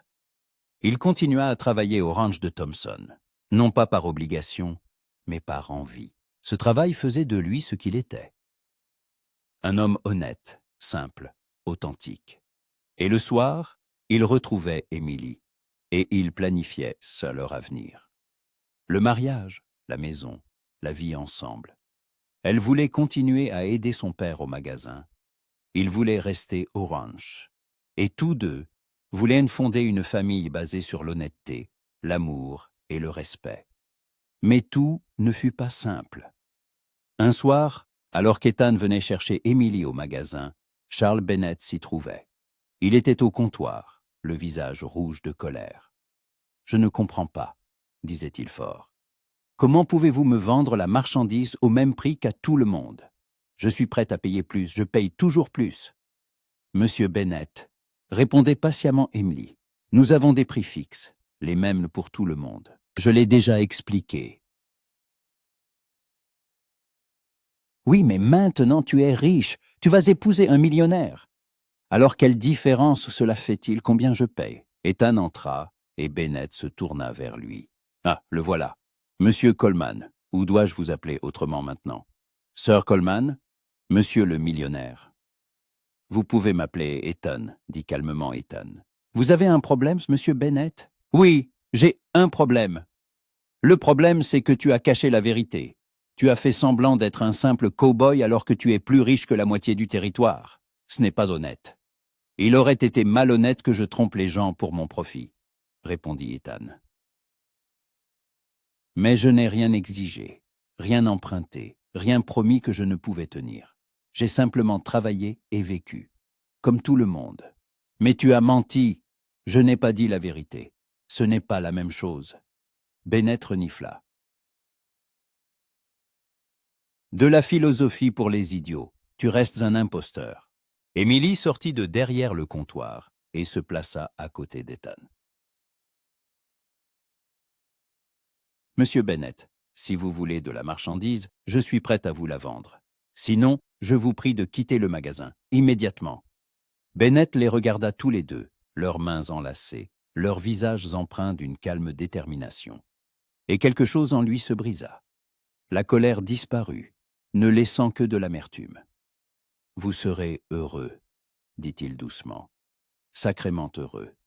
Et moi, je resterai seul, avec un argent qui ne signifiait rien. » Il se retourna et sortit sans un regard en arrière. Emily et Ethan restèrent silencieux, regardant la porte refermée. « J'ai presque pitié de lui, » murmura Emily. « Moi aussi, » admit Ethan, mais il a fait son choix, comme nous avons fait le nôtre.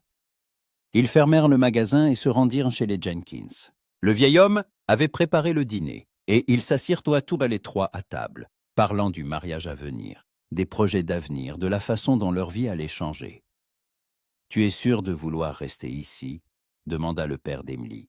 « Ethan a de l'argent. Vous pourriez vivre n'importe où, dans une grande ville, dans une belle maison. »« J'en suis sûr, papa, » répondit Emily en regardant Ethan. « Je n'ai pas besoin des grandes villes. J'ai besoin d'un foyer. Et mon foyer est là où sont les gens que j'aime. » Le vieil homme hocha la tête, et une lueur humide brilla dans ses yeux. « Tu es une bonne fille, Emily. Ta mère serait fière de toi. » Après le dîner, Ethan et Emily sortirent sur le perron. La nuit était calme, le ciel parsemé d'étoiles. Ils s'assirent sur les marches, l'un contre l'autre, en silence. Les mots n'étaient pas nécessaires. « Ou tu sais à quoi je pense ?» demanda Emily. « À quoi ?»« Parfois, il faut se perdre pour se trouver. Tu t'es perdu dans ta vie d'avant et tu t'es trouvé ici. Je me suis perdu à Saint-Louis et je me suis retrouvé en rentrant chez moi. Et puis, nous nous sommes trouvés l'un l'autre. » Ethan l'embrassa sur la tempe. Des paroles sages. J'essayais d'être sage, au moins de temps en temps. Ils rirent, et leur rire se fondit dans le silence de la nuit. Le mariage eut lieu 1 mois plus tard. Une cérémonie simple et modeste dans la petite église de Redwood Cross. Emily portait une robe qu'elle avait cousue elle-même, blanche, d'une coupe simple, mais si belle qu'Ethan ne pouvait détacher ses yeux d'elle.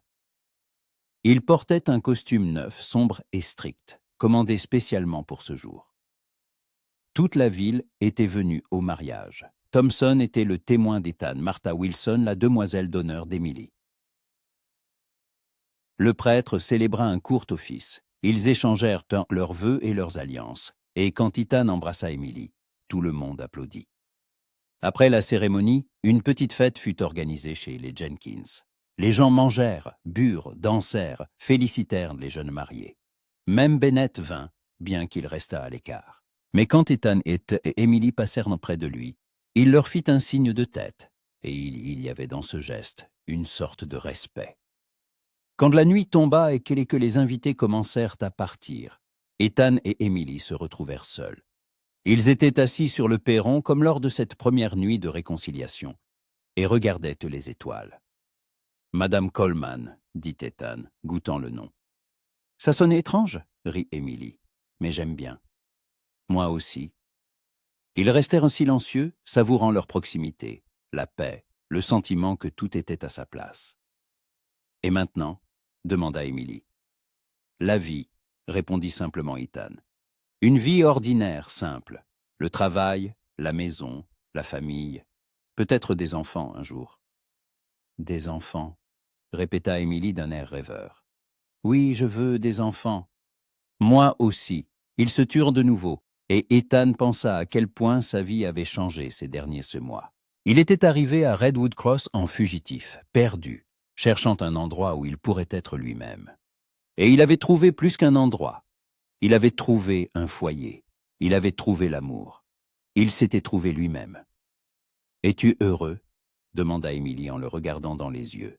« Très, » répondit Ethan. « Plus heureux que je ne l'ai jamais été. »« Moi aussi. » Elle appuya sa tête contre son épaule, et il l'enlaça, sentant son cœur se remplir de chaleur. C'était pour cela que la vie valait la peine d'être vécue. Pas l'argent, pas le statut, pas le pouvoir, mais l'amour, l'honnêteté, la confiance, le simple bonheur humain. Au loin, un cheval hennit, un chien aboya, le vent bruissa dans l'herbe. Redwood Cross s'endormait, et avec lui s'endormaient les vieilles rancunes, les vieilles peurs, les vieux mensonges. Demain serait un nouveau jour. Le premier jour de leur vie commune. Et Ethan savait que ce jour, comme tous les suivants, serait rempli d'amour, d'honnêteté et de cette simplicité qu'il avait tant cherché.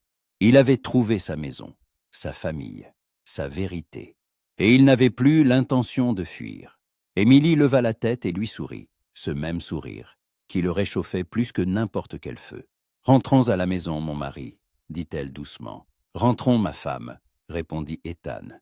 Ils se levèrent, se prirent ainsi la main et entrèrent dans la maison. Ensemble, comme il se devait, comme ce serait toujours.